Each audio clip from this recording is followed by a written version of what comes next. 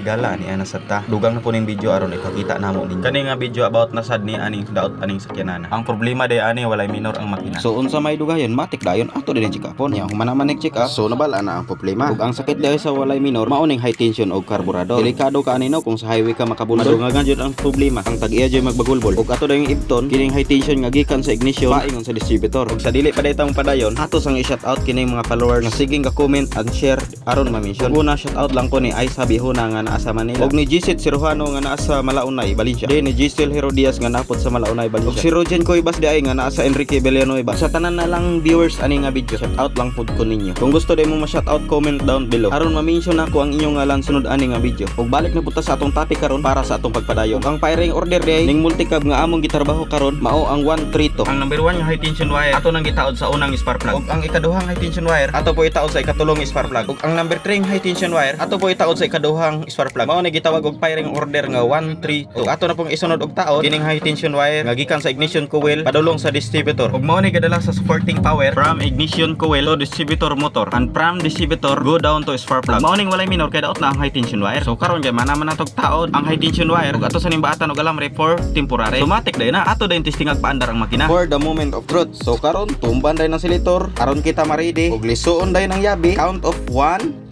2 3. Start.